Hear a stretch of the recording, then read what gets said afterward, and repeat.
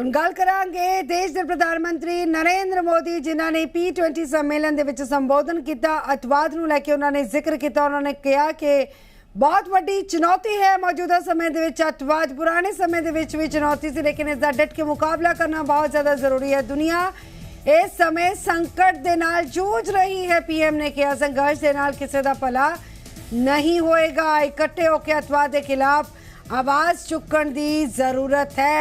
PM Narendra Modi ने कहा कि करीब 20 साल पहला भी अतवादियों ने साडी संसद को निशाना बनाया सी। उस समय संसद का सैशन चल रहा सी। अतवादियों का इरादा सांसद मैंबरों को गिरफ्तार करके खत्म करना सी।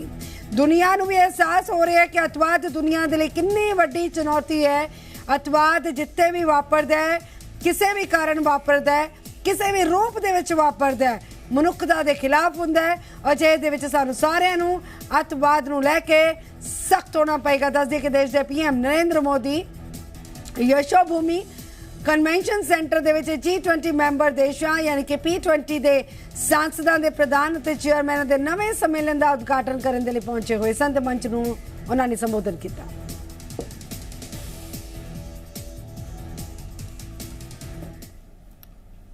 मुझे खुशी है कि सभी सदस्य देशों ने इसे स्वीकार किया। इस फोरम पर भी पैन अफ्रीका पार्लियामेंट की पार्टिसिपेशन को देखकर मुझे बहुत खुशी हो रही है। साथियों, मुझे बताया गया है कि हमारे स्पीकर ओम बिड़ला जी आपको भारत के नए संसद भवन में भी आज शाम को ले जाने वाले हैं। वहां आप पूज्य महात्मा गांधी को श्रद्धांजलि भी देने वाले हैं। जैसा कि आप जानते हैं कि भारत दशकों से क्रॉस बॉर्डर टेररिज्म का सामना कर रहा है। आतंकवादियों ने भारत में हजारों निर्दोषों की जान ली है। संसद के नए भवन के पास ही आपको भारत की पुरानी संसद भी दिखाई देगी। करीब 20 साल पहले आतंकवादियों ने हमारी संसद को भी निशाना बनाया था और आप जानकर चौंक जाएंगे कि उस समय संसद का सत्र चल रहा था।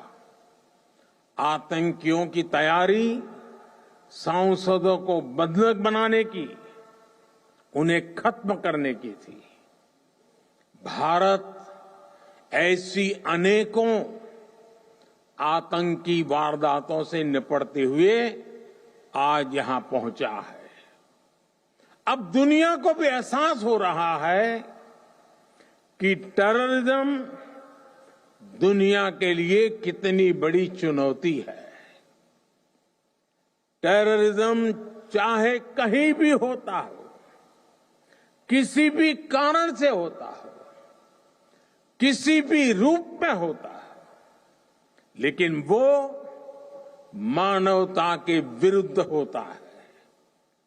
ऐसे में टेररिज्म को लेकर हम सभी को लगातार सख्ती बरतनी ही होगी।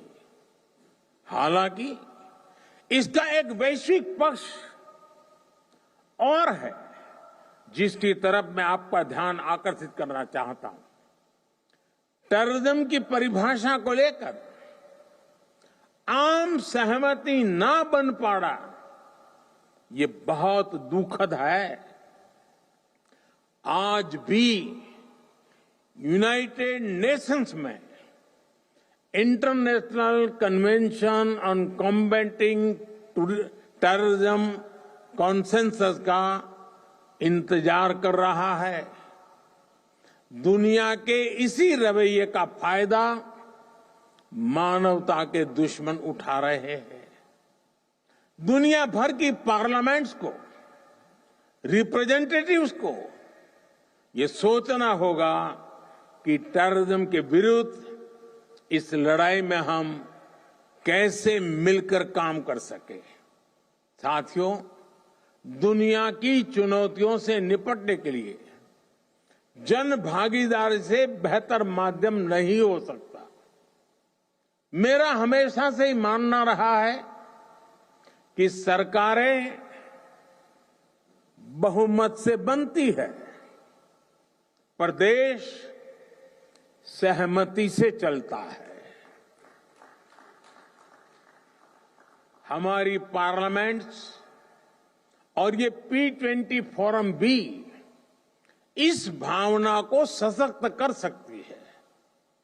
डिबेट और डेलिब्रेशन से इस दुनिया को बेहतर बनाने के हमारे प्रयास जरूर सफल होंगे।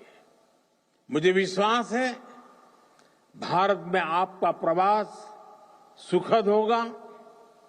मैं एक बार फिर आप सभी को इस समिट की सफलता और भारत में आपकी सुखद यात्रा की शुभकामना देता हूं। यह अत्यंत गौरव का विषय है कि भारत की अध्यक्षता में हाल में हुए G20 लीडर समिट में नई दिल्ली लीडर डिक्लेरेशन को सर्वसम्मति से स्वीकार किया गया। ये भारत के माननीय प्रधानमंत्री नरेंद्र मोदी जी के प्रभावशाली नेतृत्व एवं वैश्विक दृष्टिकोण को दर्शाता है। ये वैश्विक चुनौतियों पर G20 देशों की एकजुटता और प्रतिबद्धता का भी प्रमाण है। एक्सेलेंसी, 9वां P20 सम्मेलन लोकतांत्रिक मूल्यों, अंतर्राष्ट्रीय सहयोग तथा वैश्विक महत्व के विषयों एवं समकालीन चुनौतियों के समाधान के साझा संसदीय प्रयासों के लिए हमारी प्रतिबद्धता को दर्शाता है। लोकतंत्र हमारी सबसे अमूल्य विरासत है। लोकतंत्र हमारी जीवन शैली में, हमारे आचार में, हमारे विचार में, व्यवहार में है। एक तरह से यह हमारी संस्कृति और संस्कार में आत्मसात है।